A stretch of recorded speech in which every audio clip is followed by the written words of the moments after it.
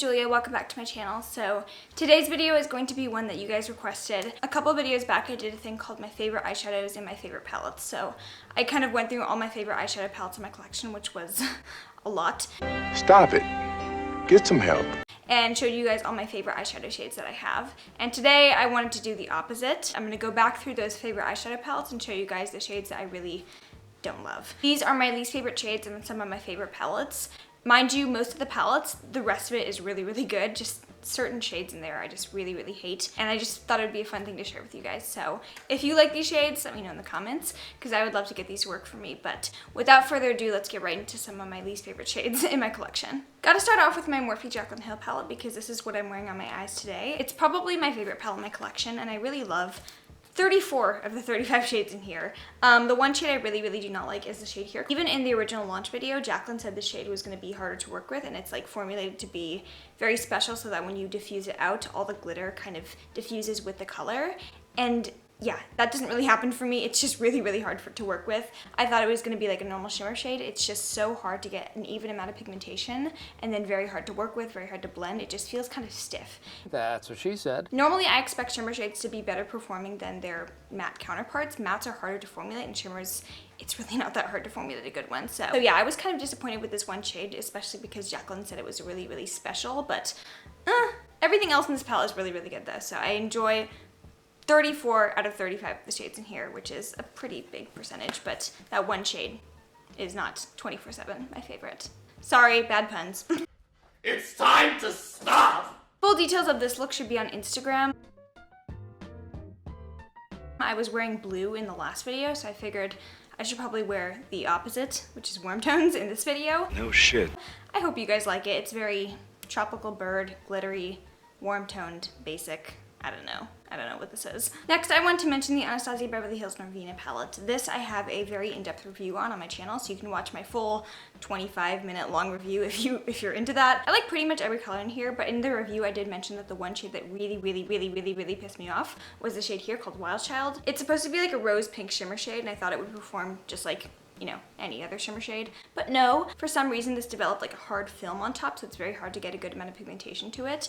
I kind of have to like scrape off the top if I want to work with this one, and every time I use it, it just balls up on me. It doesn't look good. It doesn't show up as pigmented as I would like it to, and the only way I can really get it to work is with my fingers. So this shade is pretty disappointing in terms of the rest of the palette because I feel like everything else is very consistent in terms of like what Anastasia offers in terms of quality. So I really do like this palette, except for that one shade in there. Wild Child, I'm not wild for. It's not funny, okay? So Juvia's palettes, for the most part, I enjoy like 99% of the shades, but there's the few that I just really don't love. So the Masquerade Mini palette is one of my favorites. Personally, I think this is one of the best Juvia's palettes if you're not that into like colorful shadows. I think you'd really like this one. It's a bit more approachable. You've got the warm toned neutral shades and then you've got some really beautiful jewel tone colors. So my least favorite shade in here is the shade here called Cairo because it's an orange matte with micro glitter in it.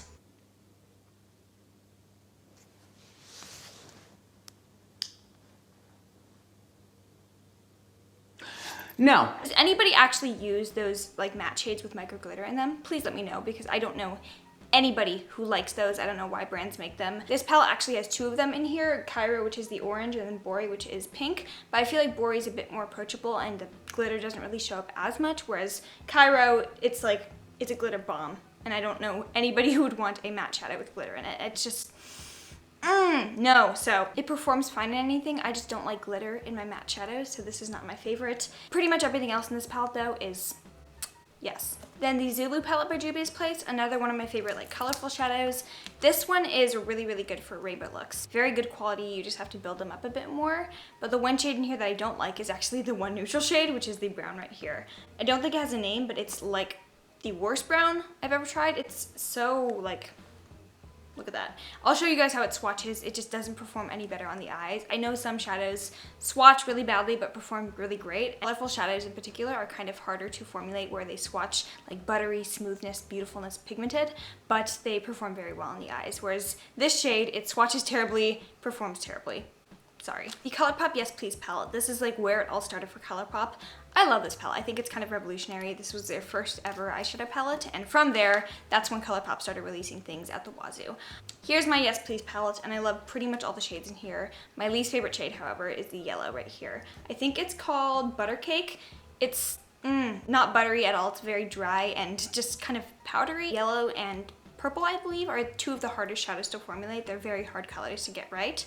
I've done a full video on purple eyeshadows, so let me know if you'd like to see a video on yellow eyeshadows as well, because I did a video highlighting my favorite purple eyeshadows and favorite purple palettes, but I wanted to do the same thing with yellow. I'm just not sure if anyone would like to see that. So, but yeah, especially because this was the first like yellow eyeshadow that I ever owned, this was just particularly disappointing to me, and I'm just not a huge fan of the yellow in here. So everything else in this palette, amazing. The yellow, I also want to mention another one of those bad yellow eyeshadows that just didn't work for me. This is the shade Sunflower. It's a single shadow by MORPHE. Normally I like the MORPHE single shadows. They're kind of hit and miss. Some of them are really, really good. Grape Day is the best. And then some of them are just like kind of dry, patchy, don't really perform as well. Sunflower kind of performs like the Colourpop one. It's just not pigmented. It doesn't really show up that well. It kind of looks chalky, and it's not like vibrant bright yellow that I really like. So yeah, I would mention this one in the yellow shadows video as well, but this is not my favorite. Okay, I'm just gonna keep going in the video without the jacket on because,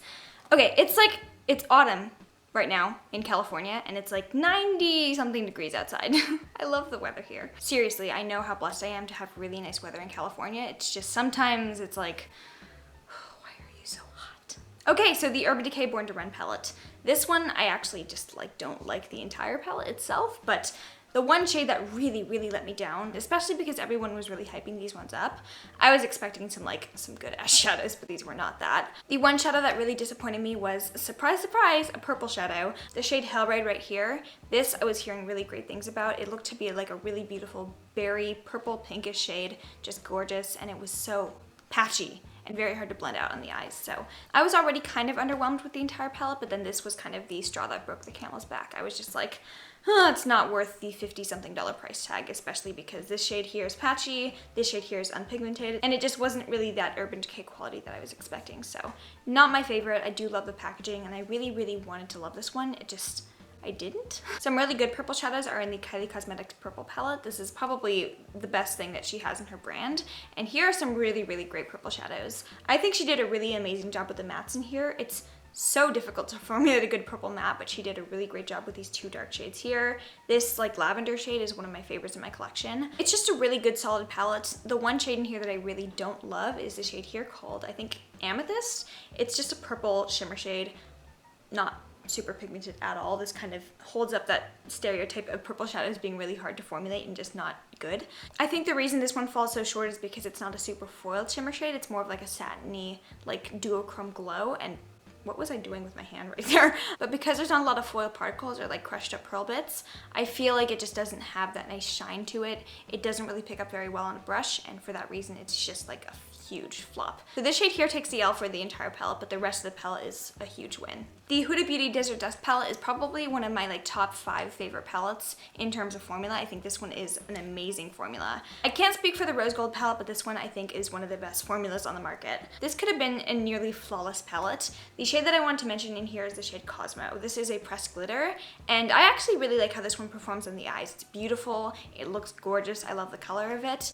It's just very, very messy, and it breaks very easily. So because these shadows are so fragile, I don't feel safe traveling with this one. And that's kind of sad because I would love to take it to like Vegas and stuff whenever I go there, because I love doing like big glitzy party eyes, but it's so fragile that I feel like I'm gonna break it even if I like take it downstairs in my basket to film. Cosmo has broken on me like 5 times, and I've repressed it so many times. It's very fragile, it looks beautiful, but sometimes I'm just like, is it even worth the hassle? So if you really, really hate messy palettes, I think this one's gonna be like not your thing. I do love the formula in here. I think every other shade, the shimmers, the duochromes, the mattes, amazing quality. It's just that one pressed glitter that's like, why? Okay, so the Anastasia Beverly Hills Prism palette. This was their holiday palette last year, and I do want to mention, first of all, I'm not going to be buying the new Sultry palette, or I'm like 99% sure I'm not buying the new Sultry palette. I'm not going to get into like a big anti-haul right now. I just want to give my reasons, because I know I've said before, like, whenever Anastasia comes out with a palette, I will buy it and I will review it, but this one I just cannot bring myself to do that. The reason why I'm not buying the sultry palette is because I feel like whenever Anastasia comes out with a palette, there's a story behind it, there's inspiration, there's just like this beautiful artistic vision behind it. The NORVINA palette was NORVINA's brainchild. She worked on that for like an entire year. She like documented the process. She had an entire story behind each of the colors. Soft Glam was inspired by Anastasia Suade herself, so I felt like that one had a really nice story behind it. Even Subculture had this story behind it. It was meant to be like the kind of complement sister palette to Modern Renaissance. But this year with the sultry palette, I feel like there's just not really any kind of inspiration behind it. Normally it feels like there's a purpose to adding a new palette to their collection, but I feel like Anastasia just put out something for the sake of putting out a holiday palette, and they knew that it would probably have a lot of people who are willing to buy it just because it's an Anastasia palette. But for me, I don't love the colors. I think it's not really anything that would add to my collection, and I kind of think it's ugly. I've also noticed that last year's holiday palette, the Prism palette, I haven't been using as much, and it's not a regret. I do love having it in my collection, and I do like a lot of the colors in here. I think it's a very fun, adventurous palette, whereas this year's holiday palette is like not fun and not adventurous. But I just don't use it as much. It doesn't stick into my brain because, again, it's one of those holiday releases where I feel like there's not really a story behind it. They're just putting out something for the holidays for the sake of putting something out there. So I'll go and see it in stores. If I see it and it's like absolutely beautiful in person, I might change my mind, but yeah, as of now, I'm probably not gonna get that palette. That was quite the tangent, I'm sorry, but the shade in the Prism palette that I do want to mention is Osiris. This is a dark blue, kind of black duochrome shift, so it has this nice black pigmented base, but then it shifts to dark blue. Beautiful in theory, it's just very on the eyes. Some duochrome shades like this green here have a nice black base, but it doesn't look ashy on the eyes. This one, I feel like it doesn't, like the blue shimmer doesn't really come through as much, so it just kind of looks like a black smudge with a tiny bit of blue. It kind of looks like a bruise. That's what it looks like. It's also very hardly pressed, so I felt like it was a bit harder to pick up on a brush and just not as easy to blend out. So for that reason, Osiris is my least favorite shade. Beautiful in theory, it looks gorgeous in the pan, but it's just not the best. I think applying it with your finger does a little bit of help. Yeah, that was my long soliloquy on why I'm not buying the Sultry palette. Next, I want to mention a palette from the MORPHE JUCLYNHILL Vlog collection. There's 40 shadows in there. There's bound to be a few shades in there that I'm not a huge fan of. Here I have the Armed and Gorgeous palette. I do actually like most of the shades in here. I felt like everything performed very well except for the shade Top Secret, and I mentioned this one in my Morphe Vault review. All the things people were saying about the bad vaults came true for me with this one shadow. I felt like everything else in the Vault collection I really enjoyed, whereas this shade actually didn't perform very well. I felt like it was patchy, didn't blend extremely well. It just didn't really show up as like nice as I thought it would. It looks beautiful and rich and like olive green, and even when you swatch it, very, very nice color payoff. But I did eventually get there with the look that I was creating. It just took a lot longer to build up, and you had to be a little bit careful with blending it. You didn't want it to go patchy, and it was just not the best to work with. So that is my least favorite shade in this palette. And Olive Green, again, is another shade that's harder to formulate, but I felt like so many other brands did it really well. And even within the Morphe Vault collection, I felt like the Dark Magic palette had a really good olive green. I don't know why they didn't make a good one for this palette, but In my new makeup releases, favorites, and fails for August, I made it known that I do not love the Natasha Denona Mini Lila palette or Mini Lila palette. The main disappointment I had was with the packaging, and it was very cheap. It came broken.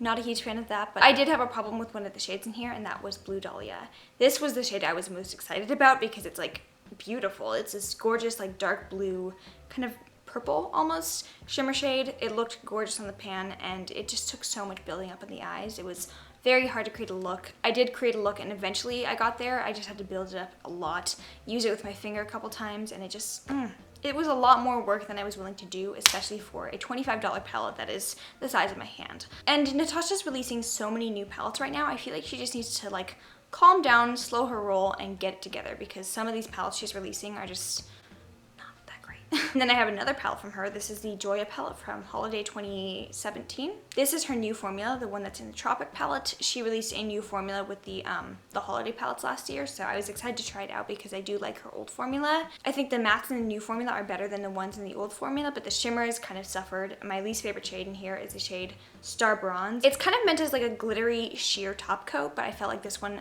hard to pick up with a brush, didn't really look that great in the eyes, and just wasn't anything that I would pay $50 for 5 shades for. So assuming that this one pan here is $10, I was just like, no. So yeah, PSA to Natasha Denona. Patricia! Get it together, sweetie. We have a show this weekend. My Ace Beauté Paradise Fallen palette, I just reviewed this one and I actually ordered the Classic Paradise one, so I'll review that in the October episode of New Makeup Releases, Favorites and Fails. I love the matte formula in here. The shimmers were just kind of meh for me. They're a bit of a softer shimmer, not quite as foiled as I would like to. Personally, I prefer like a more foiled shimmer, kind of what Anastasia offers, and these just weren't really it for me. They have two shimmers in here that are purple, Twilight and Night Sky. Kind of similar on the eyes. They look pretty similar in the pan. Twilight is really, really good actually, but Night Sky, hard to pick up with a brush, kind of like the Kylie Cosmetics one, the purple shade that I mentioned. It's not the like creamiest, butteriest, like most pearlized formula, so it's a bit harder to pick up anyways, but just didn't really have that beautiful, intense color payoff that I was expecting. But the rest of the palette in here is great, and the color scheme is, so yeah. Like this palette overall, just not that one shade. I feel gross saying I don't like a shade in my Pat McGrath Mothership palette because it's expensive to not like one of the shades in here. I feel like a lot of people have been paying more attention to Pat McGrath's shadows, which I think is awesome. She's one of my favorite makeup artists. She does amazing work and her brand is just beautiful. I'm so happy that I have one of her palettes to like share with you guys. But the Mothership 2 is one of my favorite palettes in my collection. Just beautiful, like neutral shades, duochromes, glitters, foiled pigments, beautiful shades and amazing quality. The one shade in here that I don't love is the shade up here. It's like a pink, I don't know what it's called. I will insert the name if I can find it, but it's like a ballet blush pink kind of shimmer shade. It's a bit too pink toned and shimmery for me to use as an eyelid shade, but it's also too light to use as a transition. So yeah, not my favorite shade. It's not bad quality. It looks nice on the eyes. It's just like, I don't understand what they were doing tonally with this one shade. I don't feel like it really fits with the rest of the shades in the palette itself. Love this palette except for that one pink shade. That pink shade can die. Okay, so we're gonna pretend for a second that I didn't just go have lunch for 3 hours and then come back to finish filming the video. That didn't happen at all. I have 5 more eyeshadows to mention to you guys. The first one is from the Makeup Revolution Soph X palette. I think this is a really great cohesive collab. I could tell that Soph was really excited about it, and I could tell that she really thought through the colors she picked out. The only shade that I really do not like in here is the shade here. I believe it's called Mixed Berries. Mixed Berries. As far as purples go, this one just doesn't really show up for me. I really like it. Wow. As I was saying before I was so rudely interrupted by my world falling apart, the purple in here just didn't really show up that well for me. I really like a good vibrant purple, and this one was just kind of like purple instead of like purple, you know? No. I get that the shimmers in here weren't meant to be like super, super high impact, except for like some of these golds in here and the pink champagne, but I just felt like this one didn't really show up as vibrantly as I would have liked to. So I think you guys will see in the swatch what I mean, but not my favorite shade, but everything else in here is great and the quality is really good. So I think Soph did a really great job, and yeah. I'm one of the few weird unicorns who really does like the Subculture palette from Anastasia, so this palette is not my like most hated palette in the world. I actually really like all the colors that they picked out, and I do really like the quality. I think the formula is definitely unique. Very powdery, very, very pigmented as well. It's like a pressed pigment formula, so you're gonna get a lot of color payoff, but for really unique shades like these ones, especially something you're gonna use as an accent color, I don't mind working with it if I'm gonna get a really nice, unique color. So the one shade that I don't like in here is actually the brown right here called Fudge. Again, I want a really unique color if I'm gonna go through the extra work of like using the formula itself, and this is not like a unique color. If I was gonna go for a brown, I would just go for something of a regular formula, and I would never ever use this one. I think it's definitely very pigmented, can be a little bit harder to blend, and for that reason, if I'm gonna go for a boring ass neutral brown, I'm gonna go for a regular neutral brown. So other than that, the Subculture I do really enjoy. I've heard that they might be discontinuing it, which makes me kind of sad because I feel like this is one of the most unique things that Anastasia's ever done. So my least favorite shades in the Colourpop Dream Street palette aren't necessarily like bad quality shades. It's these two coppers right here, Stardust and Twinkle, I believe. They look the same. So I don't hate them at all. I think they're actually really beautiful on the eyes. They perform amazingly. They just look exactly the same on the eyes. I get that they're like slightly different in the pan and slightly different in undertone, but honestly, they are the same shade. You could have, I feel like Kathleen could have picked out a different shade to put in there and just had one more shade. Preferably like maybe like a dark, deep burgundy red or something. I don't know. I think there definitely could have been something different done, but these two bronze neutral copper shades, gorgeous, but not necessary in a quantity of two. So I know it seems like a minor thing, but it kind of bothers me whenever I open the palette. So yeah, that's my least favorite shades in the Dream Street palette by Colourpop. From Pinky Rose Cosmetics, I have the Transition palette. This one is, I think it's called the Sunflower palette, and I think you can tell why it's called the Sunflower palette, but really beautiful, grungy, fun color scheme, very similar to the Anastasia Subculture palettes. However, one of the shades that really drew me in was, of course, this teal matte shade up here called Grunge. And patchy, doesn't blend very well, and if I'm gonna go for a shade like this one, I could actually go for the Dream Street palette, this shade in here called Water Bearer, or of course I could just go for Subculture and be guaranteed like extreme pigmentation. So this shade in here was kind of disappointing, but just in general, I think Pinky Rose does a really great job with color schemes, and I do like this palette quite a bit. Finally, one of my favorite colorful palettes, the BH Cosmetics Take Me Back to Brazil. I really don't like any of the shimmers in here, and I believe they just came out with a BH Cosmetics Take Me Back to Brazil shimmer palette where it's all shimmers. Definitely not buying that one because I really do not like the shimmers in here, and if it's anywhere near the same quality of shimmers, not into it.